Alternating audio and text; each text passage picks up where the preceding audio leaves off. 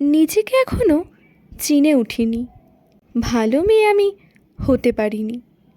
যতবার মানুষের আঘাতে আঘাতে ক্ষত হয়েছি, ততবার নিজেকে ভেঙেছি আর গড়েছি।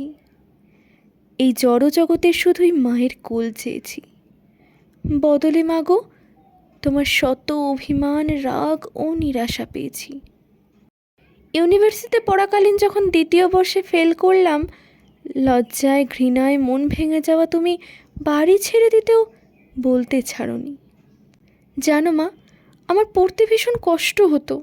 সেমিস্টারের আগে অ্যাডমিট হাতে পেতেই সব পড়া কেমন গুলিয়ে যেত।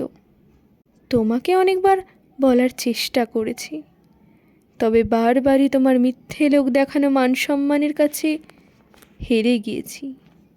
আর থেমে গিয়ে বলেছি, আমি কি পারবো? আমি কি ঠিক পারবো? তাই তো বলি, নিজেকে এখনও চিনে উঠিনি। ভালো মেয়ে আমি হতে পারিনি। আর আজ সকাল থেকে দেখছি আমাকে নিয়ে তোমার খুব মাতামাতি। কী এমন করলাম মাগো? কই, তোমার কান্না আজ থামছে না তো। যে রেজাল্ট দেখে বাড়ি ছাড়তে বলেছিলে, সেই রেজাল্ট কি আর কোনো কাজে আসবে মাগো?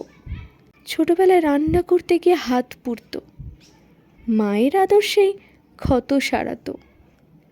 আর আজ যখন এই নিথর দেহ পুড়ছে, সারা শরীর গলে গলে পড়ছে, তোমাকে খুব বলতে ইচ্ছা করছে, নিজেকে এখনও চিনে উঠিনি গো। ভালো মেয়ে আমি হতে পারিনি মাগো।